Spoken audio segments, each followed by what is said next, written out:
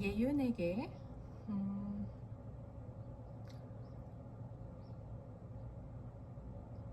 오늘은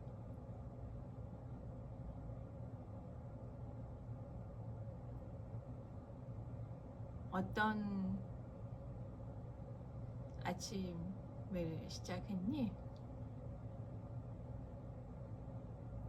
상쾌한 아침이니? 나는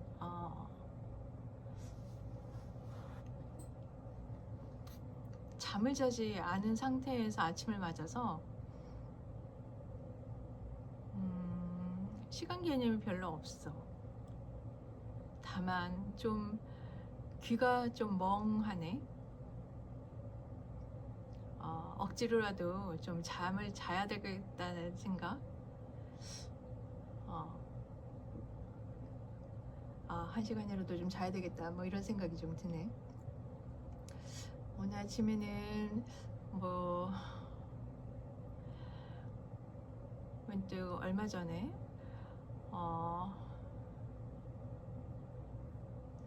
뭐 그룹사 대표님하고 만났던 얘기를 할까도 해봤다가 또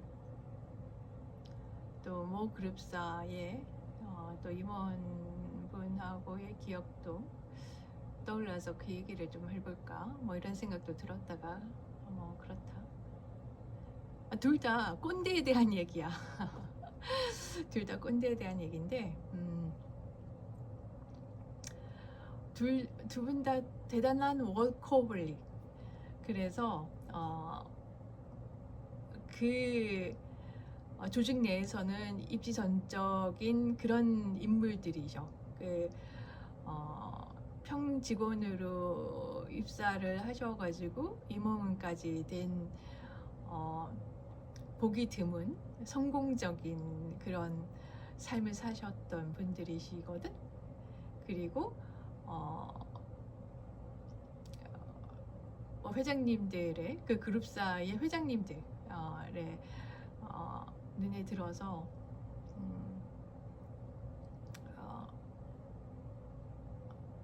각 그룹의 대표를 꿰차신 각각의 뭐 그런 분들이신데 둘 중에 다 그게 좀 긍정적인 얘기는 아닌데 그렇다 부정적인 얘기도 아니고 근데 워낙 워커홀릭이시다 보니까 이렇게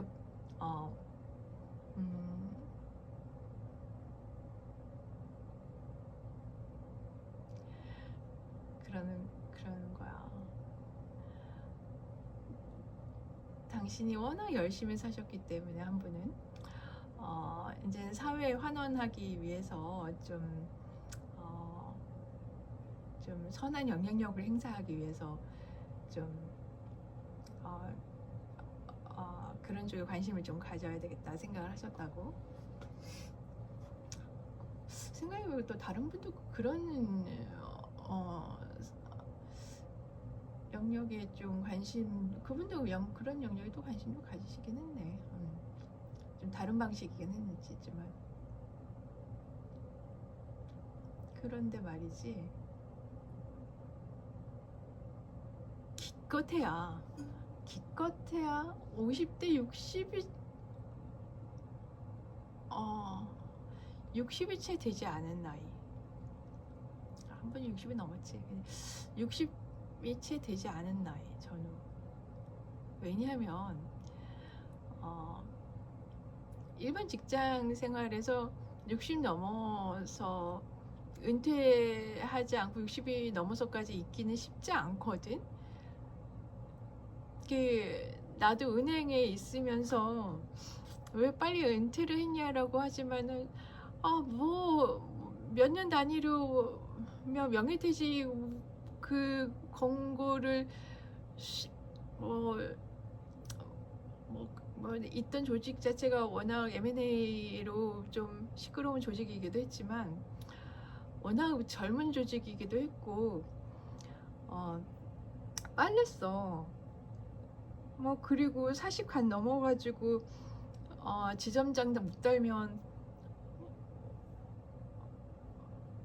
뭐 나가야 되는 그런 계획을 세워야 되는 조직인데 뭐 싹수 안 보인다 싶으면은 이제 다른 인생 계획을 준비해야 되는 그런 조직이었거든. 금융 조직이라는 것도 그렇고 금융 조직이라는 게 그러니까.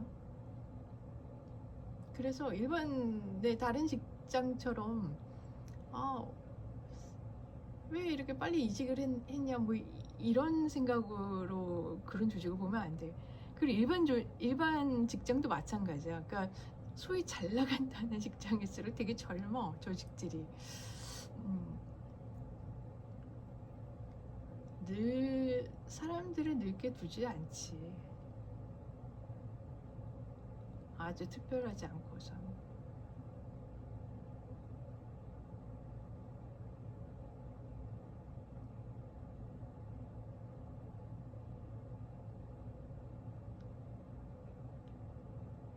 그래서 그분이 그래서 선한 영향력을 행사하기 위해서 자신이 겪어왔던 이제 경험들, 노하우들을 젊은 세대들에게 알려주고,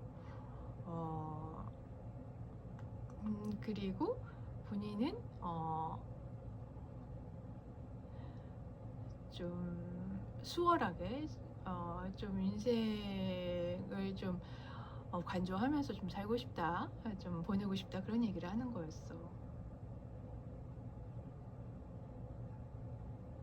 근데 내가 그 얘기 듣고 앞에서는 네 그러시군요 그랬지만 참 선한 생각을 갖고 계시군요 했지만 내가 속으로는 얼마나 내가 썩 좋게 생각하지 않았냐면 아니 인생 절반도 안 산 사람이 뭘 나누긴 물론 그렇게 계속 움켜쥐라는 소리가 아니고 나 그동안 너무 애써서 살아서 좀 번아웃돼서 좀 지쳤어. 그래서 좀 쉬어야 되겠어. 그 말을 그렇게 애둘러서 하는가라는 생각과 함께 사람은 죽을 때까지 학습하면서 사는 존재인데 그런데 자꾸 은퇴를 한다라는 표현을 자꾸 쓰면서 은퇴를 하니까는 자꾸 다른 사람들에게 노하우를 알리고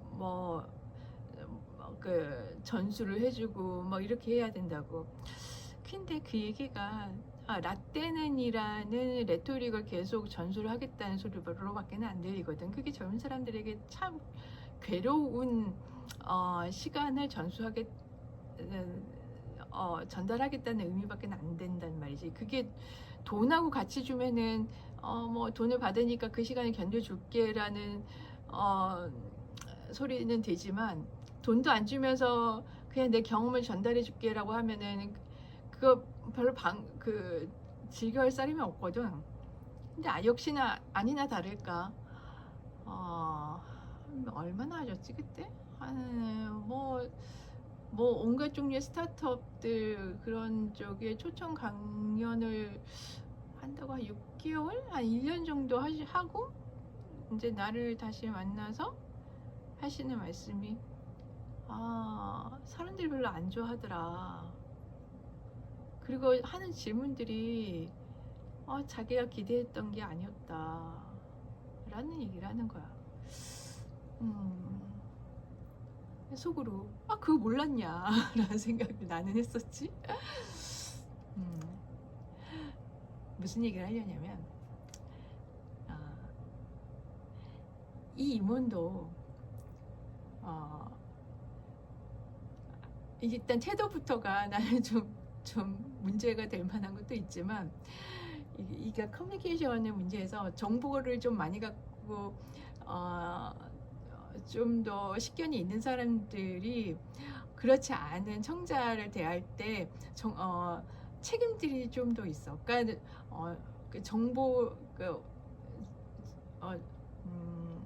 정보의 비대칭성으로 인해서 좀 덜 갖고 있는 그 대상자 청자들에게는 좀 더 친절하게 그들에게 이해하기 쉽게끔 맥락을 더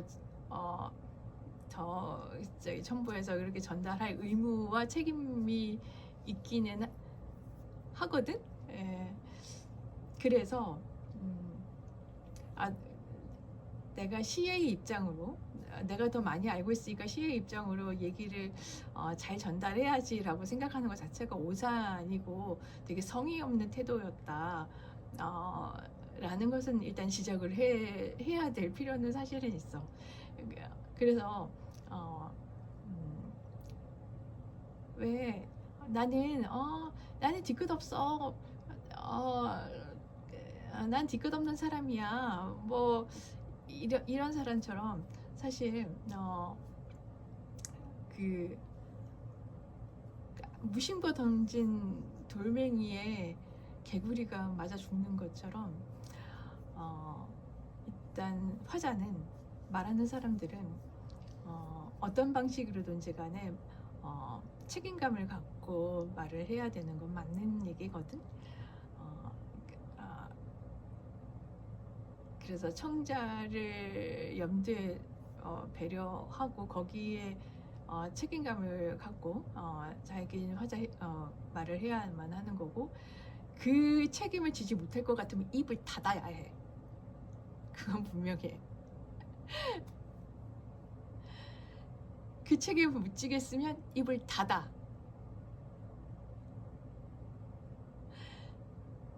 그렇지 못한 사람들은 수양이 덜 된 건데 그걸 알면 입을 닫았겠지. 그걸 모르니까 입을 계속 열고 떠드는 거겠지. 하지만 분명히 나보다 더 많은 세월을 살았고 나보다 더 많은 경험을 갖고 있는 사람들은, 인간은 어떤 방식으로든지 간에 많은 정보나 자극들 아니면 경험들을 통해서 학습을 하면서 더 많은 데이터를 축적을 하게 하면서 학습을 하면서 성장하는 존재거든. 그렇기 때문에 나보다 더 선행해서 나보다 더 먼저 살았던 사람들은 나보다 더 많은 정보를 갖고 있는 건 분명해. 그래서 그들로부터 배울 게 더 많다는 것은 그건 확률적으로 그건 더 맞는 얘기이겠지. 그러니까 청자 입장에서는 그 선행자, 그 선배 선행자로부터 취해야 할 정보나 경험들은 분명히 더 많을 거야.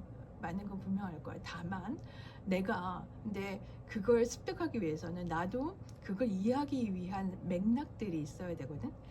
근데 그 맥락들을 갖추고 있지 못하면 화자가 얘기하는 것들을 충분히 이해할 수가 없기 때문에 그냥 떠드는 소리일 수밖에 없는 그 잔소리, 꼰대의 소리, 라떼는으로 치부할 수밖에 없는 상황이 벌어지게 돼.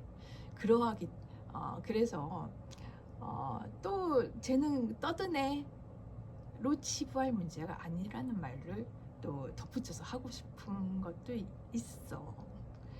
말하는 화자가 말하는 책임을 다해야 되는 거 분명 그것도 맞거든. 예, 그 얘기 그러니까 1차적으로 그건 지적을 하고 싶긴 한데, 부차적으로 그걸 화자의 말의 내용들을, 그 정보들을 충분히 내가 이해할 만한 역량, 맥락들을 갖추지 못해서 그 정보들을 내 것으로 갖추지 못한 나의 자질 문제도 청자 입장에서 한번 생각해 보고